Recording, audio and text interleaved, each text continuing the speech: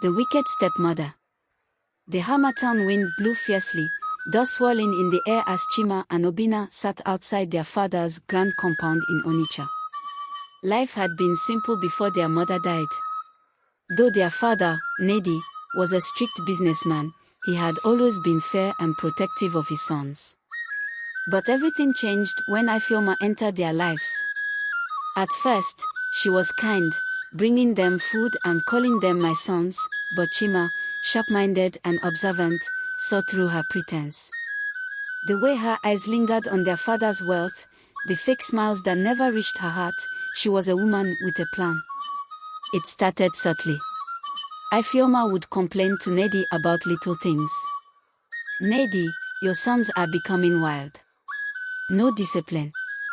The other day, Chima walked past me without greeting. "Is this how you raise them?" Nedi, tired from work, merely waved her off. But she did not stop. "Obinna took meat from the pot without permission," she said another day. "They act as if this house belongs to them. No regard for their stepmother." The poison she fed him dripped slowly, taking root in Nedi's heart. He began to watch his sons differently. When Ifeoma scolded them, instead of defending them, he stayed silent. When she accused them, he believed her without question. Then came the night that changed everything. It was late, the moon casting eerie shadows over the compound. Ifeoma stormed into Nedi's bedroom, her wrapper slipping off one shoulder, tears streaming down her face. "Nedi, your son Chima tried to hit me." Nedi bolted upright. "What?" "He was angry when I told him to stop eating like a thief. He raised his hand at me, but I ran."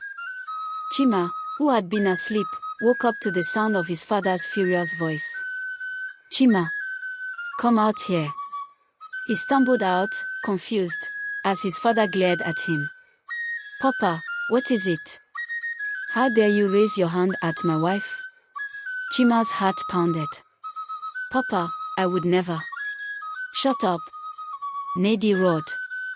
"I have had enough of your disrespect. Pack your things and leave my house." Obinna ran forward. "Papa, no." Chima didn't do anything. But Ifeoma was already sobbing louder, shaking her head as if the mere sight of Chima disgusted her. Nedi's hands trembled with rage. He had made up his mind. Chima looked into his father's eyes and saw something break between them. It was over. He had lost him. With a heavy heart, Chima packed his few belongings and walked out into the cold night. He had nowhere to go. The streets of Onitsha were unkind to a boy alone. For weeks, he roamed the city, sleeping under bridges, begging for food. His once bright future had crumbled into dust. Then one fateful evening, as he tried to cross a busy road, a driver, blinded by the harmattan haze, failed to see him. The car hit him with full force. His body flew into the air before crashing onto the pavement. Blood pooled beneath him, soaking into the dry earth. By the time the police arrived, Chima was already gone. The news reached home like a curse. Obinna was the first to hear it. His scream of agony echoed through the compound. "Papa! Chima is dead! Chima is dead!" Nedi's hands shook as the words sank in. His son. The boy he threw out. Gone.